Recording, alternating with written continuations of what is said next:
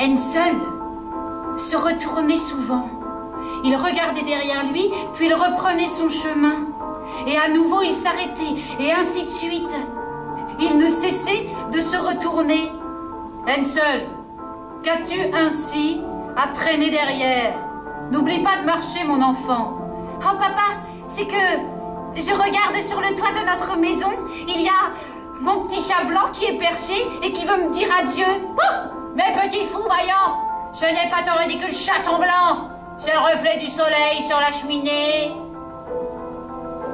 Mais en réalité, Hansel n'avait pas regardé son petit chaton blanc.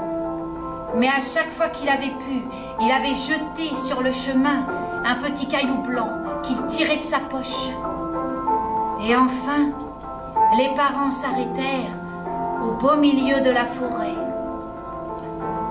Voilà, nous sommes arrivés, les enfants.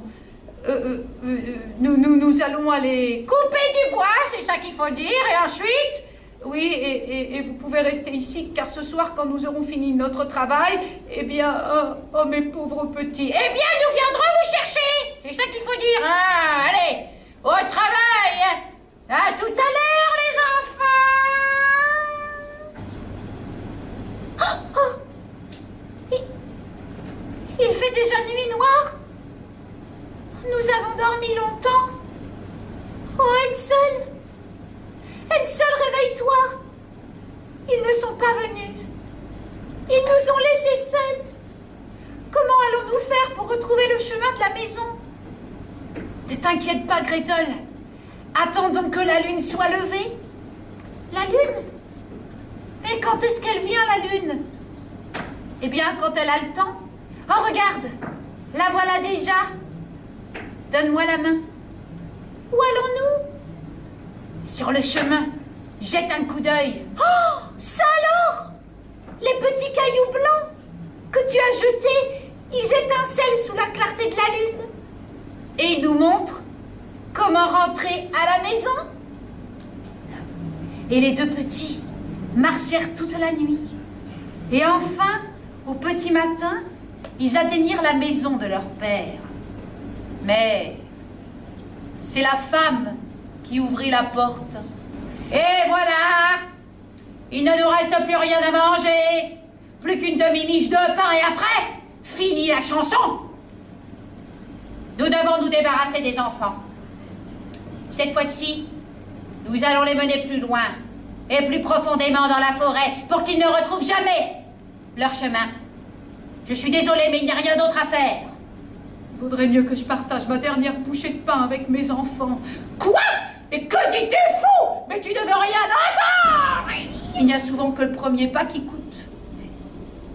Et comme le bûcheron avait cédé la première fois, eh bien, il dut céder aussi la deuxième.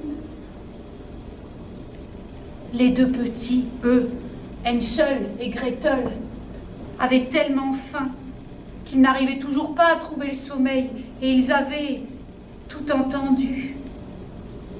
Oh, Hansel, nous voilà à nouveau condamnés à la forêt. Hansel! Oh, Gretel, ma chère petite sœur, Gretel, ne t'inquiète pas, ne pleure pas encore. Écoute, les parents sont déjà endormis. Alors comme l'autre fois, je vais me glisser par la chatière et j'irai dehors. Je reviens. Ah, mais ça... Oh, mais... Oh, oh non! Quoi? Qu'y a-t-il? Hansel! Oh non! Oh, je m'en doutais! C'est la marâtre. Elle a fermé la porte à clé. Et elle a condamné la chatière. Avec une planche, je ne peux pas sortir. Mais, sans les petits cailloux blancs, nous sommes perdus, Hansel! Oh, Gretel! Ma Gretel! Ne t'inquiète pas, ma chère petite sœur. Il faut bien qu'on nous aide. Il faut bien qu'on nous aide.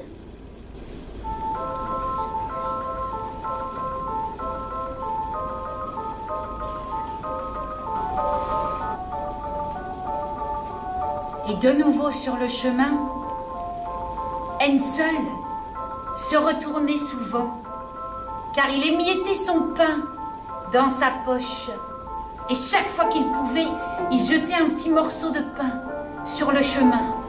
Et cette fois-ci, les parents emmenèrent les enfants loin, très loin dans la forêt, si loin, là où ils n'étaient jamais allés de leur vie. Enfin, ils s'arrêtèrent. Voilà! Nous y sommes, les petits, hein? Votre père et moi, nous allons juste à côté pour couper du bois. Oui. Et ce soir, mes chers enfants, quand nous aurons fini, nous viendrons vous chercher. Et ben voilà, t'as retenu la leçon, c'est parfait. Bon allez, à tout à l'heure, les marmots. Reposez-vous bien. Gretel, j'ai tellement faim déjà. Oui, Hansel, je sais pourquoi. J'ai vu ce que tu avais fait de ton morceau de pain sur le chemin. Alors laisse-moi partager le mien en deux, pour toi. Merci. Mais je suis si fatiguée. Eh bien, tiens, faisons comme la femme a dit. Allons nous reposer, là, derrière cet arbre. Car nous avons marché si longtemps, et il nous faudra beaucoup d'efforts pour revenir à la maison. Alors reposons-nous. Oh non! Nous avons dormi plus longtemps que la dernière fois. Nous sommes au plus profond de la nuit, au plus profond de la forêt. Ils ne sont pas venus nous chercher. Et comment allons-nous faire, Hansel? Comment retrouver le chemin? Ne t'inquiète pas, Gretel. Et attendons que la lune soit levée.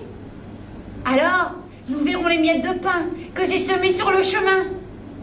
Oh, eh bien la voilà, la lune. Elle est déjà là. Mais où sont les miettes? Je ne vois rien.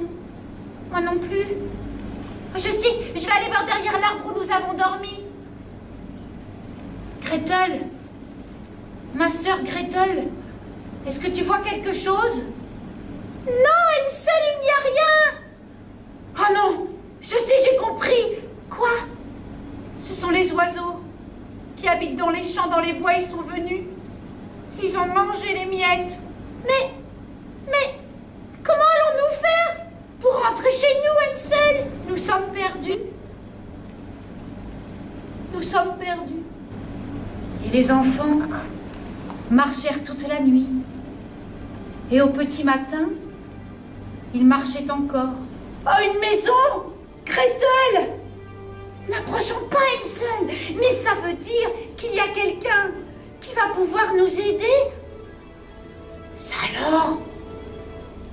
La maison, les murs, ils sont en pain, et en pain d'épices, et le toit. Mais le toit, c'est du gâteau. Vraiment, Hansel, oh, c'est vrai. Regarde, les fenêtres, les arbres, tout autour, ils sont en sucre. Eh bien, alors, mettons-nous au travail et faisons un bon repas. Moi, je vais goûter un morceau du toit. Et tu peux goûter les fenêtres. Ça a l'air délicieux.